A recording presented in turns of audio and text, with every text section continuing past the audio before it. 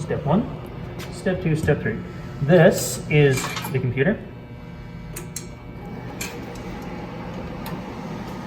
This is the electronics for everything. And this is the high pressure pump. So as we turn this on, it'll be quite noisy. Sensor right here, our temperature display right here. The monitor is the temperature in the oil. So oil is sitting at 13 degrees. This is not connected to the internet, nor will it ever be. We don't want that vulnerability. We use this USB to get the data off of it. We don't let the students take it. What I do is I take it off of here to my computer, and then I email it to them. I don't let them ever do that, because just in case anything ever gets onto this computer, it's not a good idea. What it's asking for is what kind of test do you want to run.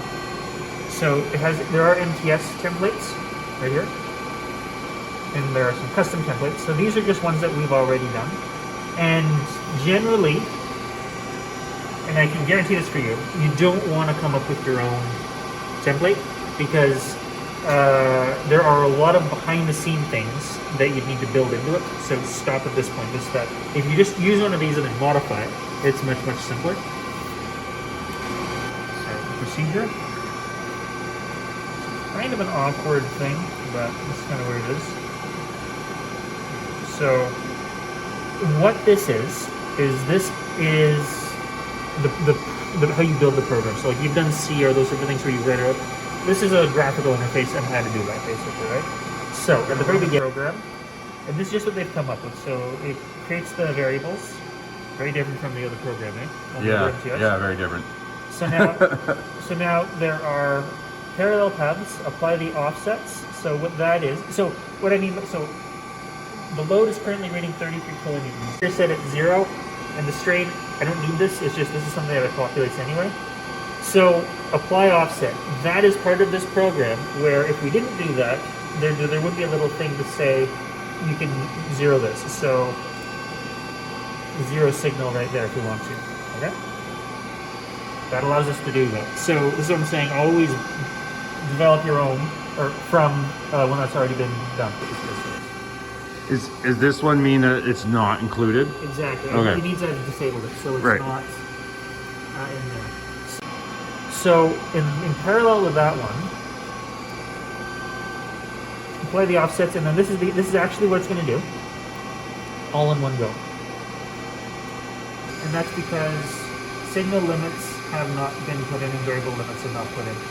So that makes sense. So if you want to run this, it would say can't do it because you haven't applied these. So if you were to put these in, every single parameter you can look at will be listed here, and then you bring those over.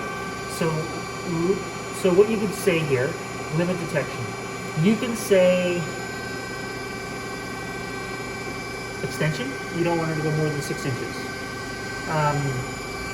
Actuator, those are pretty much the same. Load, so like all these different things. If you have a strain gauge integrated into the system, you could use that. We don't have that, but you could do that.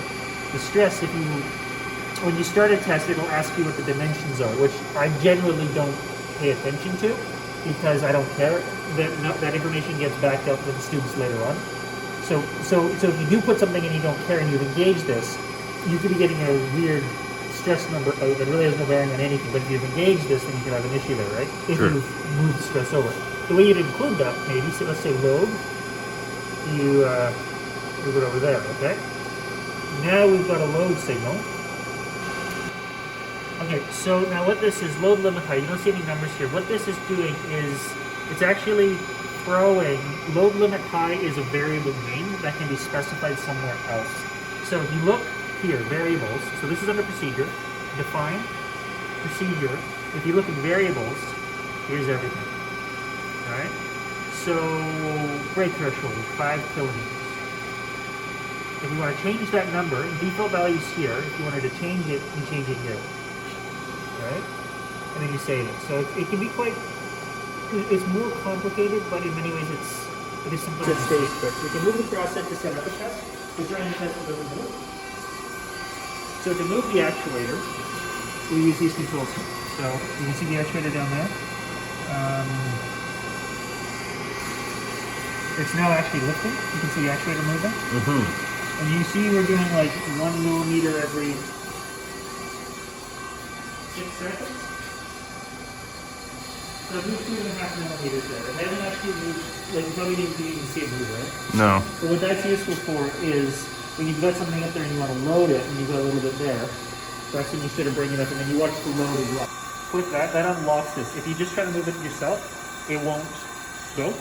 And this actually allows you to move the, you can hear that. Mm-hmm. So this is actually lifting a little bit, right? So if we want to use this thing, what we do is we, that.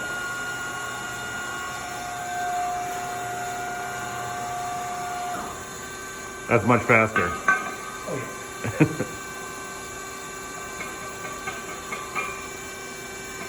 So you don't want to do too much here. I wouldn't go any closer than that because if you go over, you could wreck something very quickly. This thing is basically just going at that rate, and that's a very high rate. You can get a very high load very quickly. Sure. And then you turn that off because there's control in only one at a time. If you go over there and you try to work on this, you won't be able to.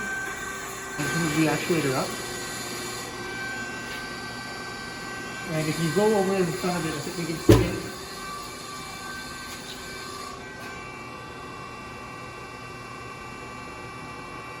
You see it rising?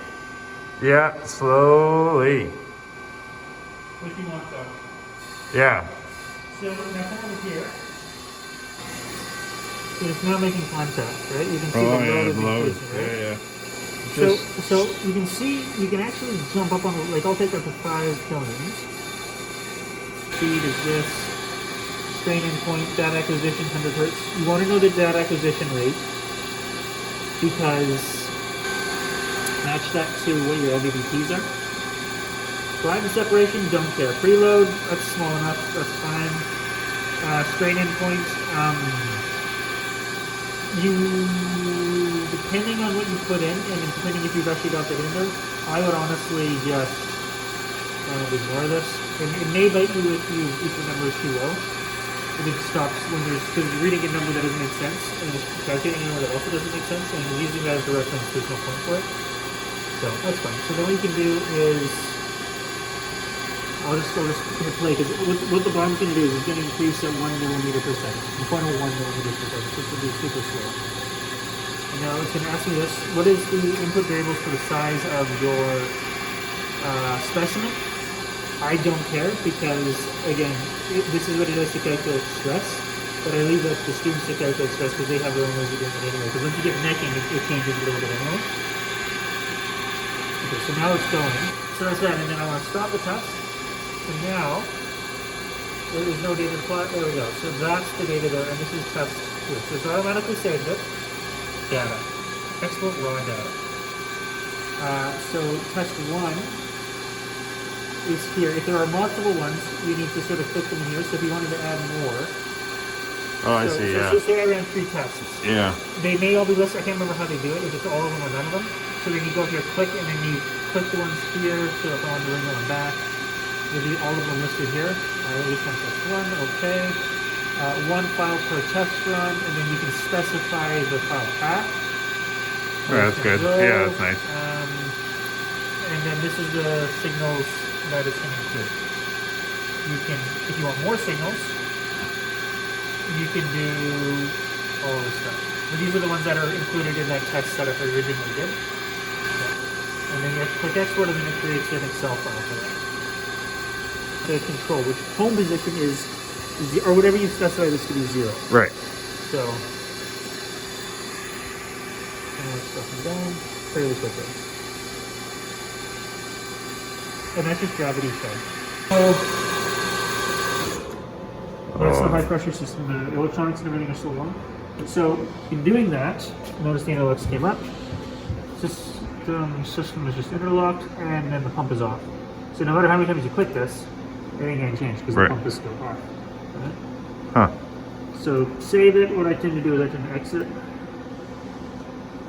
and then whoop. And then you just shut this guy down.